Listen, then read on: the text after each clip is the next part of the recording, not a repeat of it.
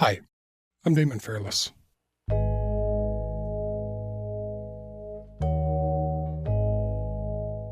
This week, there was a major shift in international support for the Israel-Hamas war. On Tuesday, U.S. President Joe Biden publicly warned Israeli Prime Minister Benjamin Netanyahu that he was losing backing over, quote, indiscriminate bombing and the growing number of civilian casualties in Gaza.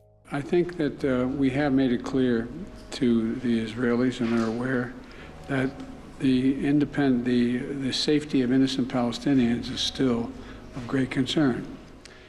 By the end of the day, and by a large majority, the UN General Assembly voted in favor of an immediate ceasefire. 153 member states backed the resolution, 23 abstained, and only 10 voted against it.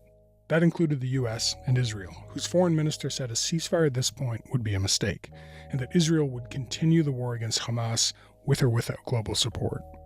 It's a non-binding, largely symbolic resolution, but it was the first time Canada and several other countries switched their positions on the ceasefire. This morning, Canada put out a strong and clear and comprehensive statement on our perspective and positioning towards the Middle East conflict. And along with the vote, Canada released a joint statement with Australia and New Zealand, which called for Hamas to release the Israeli hostages and for Israel to abide by humanitarian law. Foreign Affairs Minister Mélanie Joly said the change in policy was linked to the breakdown in the humanitarian pause. Joly also said that Israel's retaliation for the brutal October 7th attack would, quote, not lead to the durable defeat of Hamas. Meanwhile, in Gaza, heavy rains and colder temperatures haven't subdued the fighting. If anything, it's intensified, with Israeli forces bombing northern and southern Gaza, and with tanks moving into the city of Khan Yunis. Palestinian militants continue to fire rockets at Israel, and Hamas has threatened the lives of the remaining hostages, demanding further prisoner exchanges. Since the fighting's resumed, the death toll has gone up considerably. The Hamas-run Gaza Health Ministry says that more than 18,000 people have been killed in Gaza since the war began, and more than 50,000 have been wounded. And this week, the Israeli military reported one of its biggest losses of the war after a Hamas ambush in Gaza City killed 10 soldiers. What we see on the ground is that the fighting continues as if there's no bad weather, as if there's no hunger, and as if there's no problem delivering humanitarian aid. Civilians in Gaza are desperate.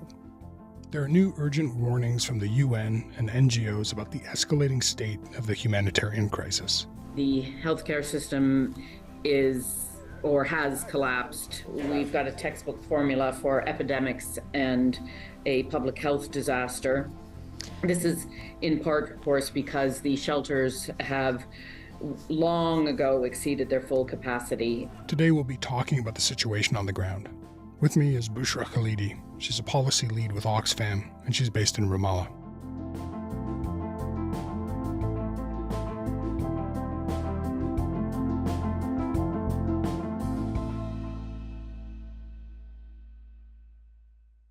Hi, Bushra. Thanks so much for coming on. Hi. Thanks for having me. So you've been following the situation in Gaza closely, I imagine, especially since the ceasefire collapsed. How would you describe the situation on the ground for civilians there?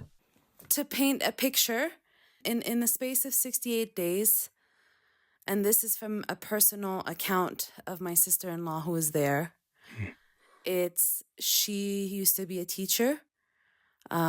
She worked in a school that she was in for 15 years, and she was a working woman, head of her household, with a supportive husband, taking care of her parents, and managing an entire estate with 4 different families, and now is finding herself heating water all day long to make showers for 10 people in her family on scraps of garbage, wood if they can find it on that day, trying to heat up enough water because it's winter now in Gaza and it's cold and it's rainy and it's near the sea, so it's very humid. And she has no electricity, and she has not had any flour since Saturday. And there's now a blackout for the last couple hours. I tried to call her before I spoke to you this evening. Another comms blackout. And she has water, but she's not receiving aid. And she doesn't have, and 3.5 liters of oil cost her $300, and there's no salt on the market. And they have to queue twice a day to charge their phones. So that is the daily life of her making bread, washing the clothes, because she only has 2 different sets of clothes for her kids because they were displaced twice. And so she just keeps doing, washing and cooking on fire and trying to find bread, trying to find water, trying to find gas. And that is, in 68 days, what her daily life has become. Let's talk more about the kids, because we've got half of the population is under 18. Can you give me a sense of what we know about the latest number of dead and injured children there? Since the, I think, beginning of December, we have very little understanding of the real amount of fatalities, which is now at least at 18,000, but 70% of which are women and children, about 7,500 children. And this is not talking about the children that are severely wounded with severe amputations and disabled for life. This is not to talk about the 25,000 kids who have lost either one or 2 of their parents. There's another problem too. One that Doctors Without Borders has said is now so frequent that medics in Gaza have an acronym for it, and that's the WCNSF. So Wounded Child, No Surviving Family. How are orphans in Gaza being cared for? These children, there's no formal orphanages or care right now. I mean, we're talking about schools or shelters. So that's the level of, infrastructure that is available at the very best. But I am sure that families, people will have taken this child in, and I don't believe that there are children roaming the streets on their own in Gaza, but there are many children that, will have lost their parents killed in airstrikes in Gaza in these last 2 months. But it's the long-term impact on these children. And I used to work for Save the Children before being at Oxfam, and we commissioned a report after the 2021 war and surveyed over 1,000 children. And 90% of those children that we interviewed had lost hope in the world and felt abandoned by the world. And so for a child, and I have a child, and for my child to not believe at a 4-year-old or 5 years old or 6 years old or even 10 years old or 11 years old, to not believe that he could be anything he wanted in the world, I mean, I think that's crushing for any parent.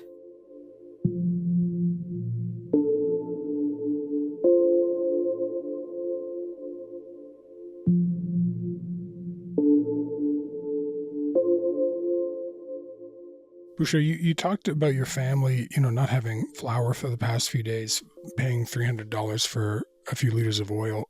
So I wanted to ask about the issue of food. The UN World Food Program says that half the population is starving now. Do you have a sense of what that looks like day to day? It's very difficult for me to imagine that we're in a place where my sister-in-law, for the first time, I really heard her voice break. She has been really holding this entire family and together for the last 2 months. But when she said to me that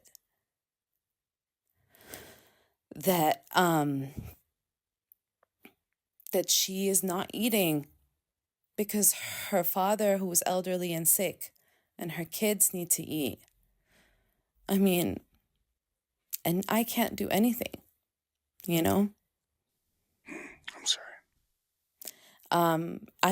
We feel completely powerless. And, to think that when I went to visit them a few months ago, they invited me to the most lavish buffet that I had ever seen in my entire life. And to think that they're not even able to find flour to make bread, not even, canned food, or there's no fresh food. They've not had fresh food. They've not had fresh meat in over 2 weeks since the truce. They're eating either soup, if they have some lentils, with contaminated water. I mean, it's just, I don't have any words to explain how painful and stripped of our dignity that makes us feel. Hunger is stalking Gaza. The UN says Palestinians on average are living on 2 pieces of bread a day. My children are dehydrated. There's no food. We were displaced by war and came here, and if we were to stay in Gaza and die, that would be better because there is no food here. Everyone lined up outside the bakery is treated badly. It's utter humiliation to get pushed and shoved before you get your hands on a loaf of bread for your child. Better to die trying to get some flour than be humiliated outside a bakery.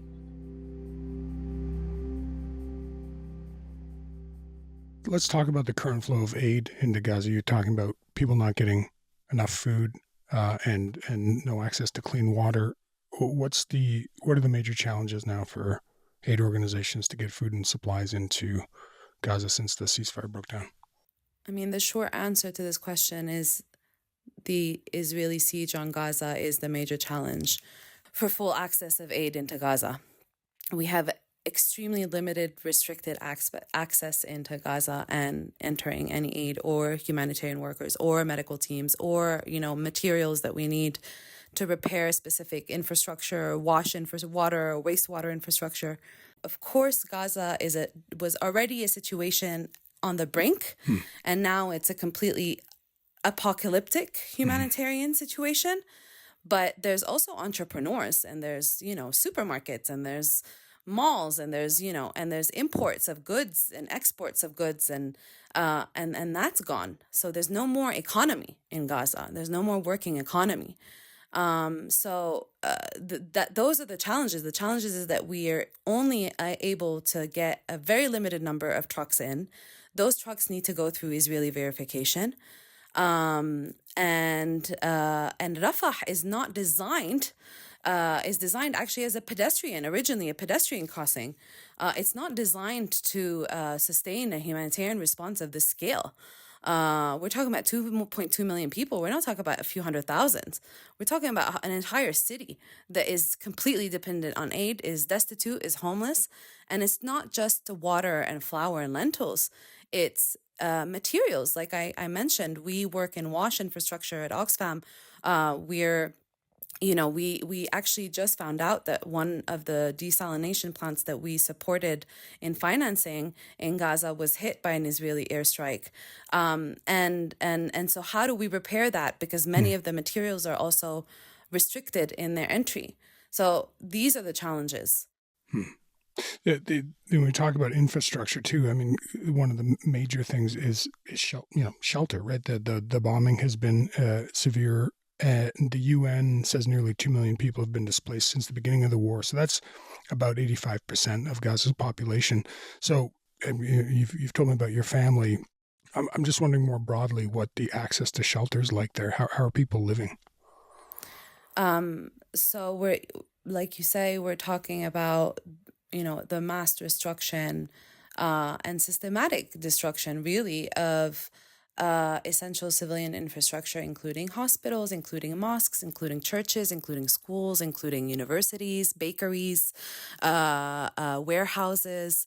So, the level of destruction is just immense. As Israel's military is battling with Hamas militants in 2 of Gaza's largest cities, the fighting is forcing civilians to find shelter along the front lines.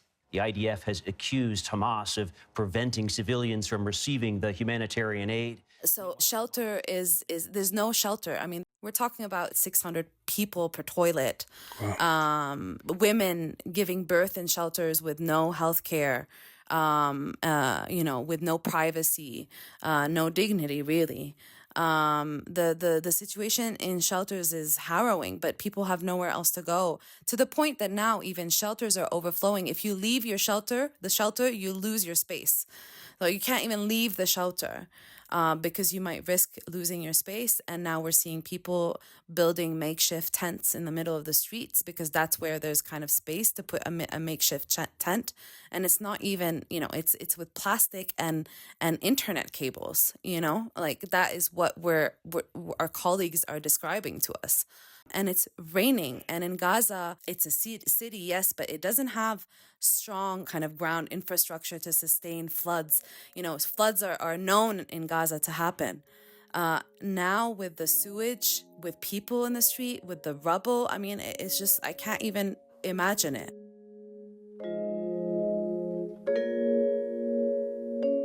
The World Health Organization has warned that disrupted healthcare facilities, poor water supplies and sanitation have created fertile conditions for the rapid spreading of infectious diseases. Cases of chickenpox, scabies, diarrhea and respiratory infections are rapidly increasing, especially among young children. Starvation and illness is spreading, and the World Health Organization says more people will eventually be killed by disease than by Israel's bombardment.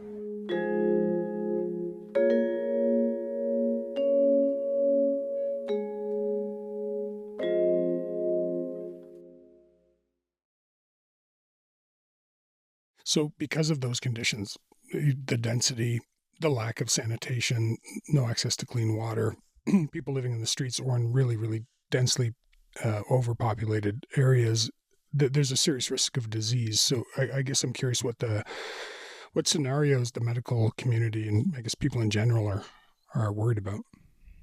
This is a great segue into the next looming catastrophe of Gaza, which is, epidemic, full spread epidemics of various different infections. We started seeing in the second week after the initial evacuation order, already there were skin irritations because of the water.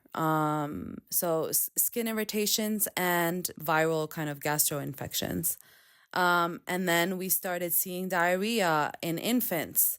And we know what the consequences of severe diarrhea in infants can be and can lead to. It can lead to severe dehydration, et cetera, et cetera. And then severe dehydration without clean water, it's just this vicious circle that people are trapped in with nowhere to go, no safe place to go, no health care. We have already reported cases in shelters of hepatitis A, but again, we're not able to properly understand what extent of this is because, first of all, healthcare facilities are at a brink. They just have the capacity to basically treat the wounded. They don't have the capacity to treat anything else but that. And on top of that, humanitarian workers are not allowed in. I'm not allowed into Gaza. Our colleagues from, it's extremely difficult basically to get, those teams in to conduct those assessments, to get to those real-time numbers as well, to be able to really give you a picture of like how many people are potentially dying of hunger, how many people are potentially going to die of disease because of no healthcare and because of the system, of preventable diseases. Busha, there's a growing concern from the international community now about the war. And I mentioned at the beginning of the episode in the introduction that the UN General Assembly overwhelmingly voted in favor of an immediate ceasefire this week. And Canada, along with Australia and New Zealand, has now said they support international efforts towards a sustainable ceasefire. In the face of an unfolding humanitarian catastrophe, we're going to keep participating in urgent international efforts towards a sustainable ceasefire, but it cannot be one-sided. We need to see Hamas lay down its arms. We need to see it release. So there is a shift in rhetoric. I guess what I'm wondering is given everything we've talked about, what responsibility do you feel the international community has here? It's honestly, the only avenue that Palestinians have had and have is the international community, and they've put all their trust in the international community. by trying to access all of these different, mechanisms at the UN, for years. This is not anything new. There are hundreds of resolutions and dozens from the United Nations Security Council that, on the question of Palestine. So it has always been an avenue for Palestinians to use to advocate for, equal rights, basically. I mean, that for their fundamental, basic rights. And I think it's too late, I mean, that's my answer is the damage has been done. When a healthcare system is collapsed in a city, I mean, I don't know if, people really understand what that means if there's no, and how do we get this system back on its feet when the actual infrastructure has been damaged? I mean, this is years of, this has taken Gaza years back.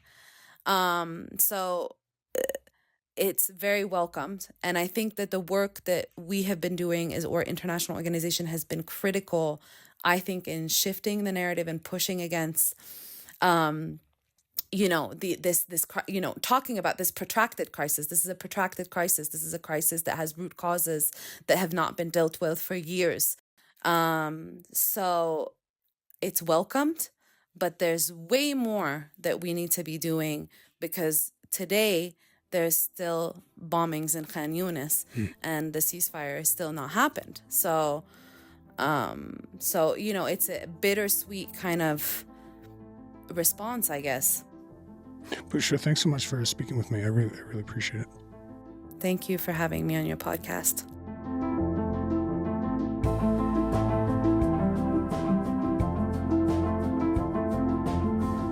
That's all for today. Front Burner was produced this week by Rafferty Baker, Shannon Higgins, Joyita Shingupta, Lauren Donnelly, and Derek Vanderwyk. The sound design was by Mackenzie Cameron and Sam McNulty. Music is by Joseph Shabison. Our senior producer is Elaine Chow. Our executive producer is Nick McCabe-Locos, and I'm Damon Fairless. Thanks for listening.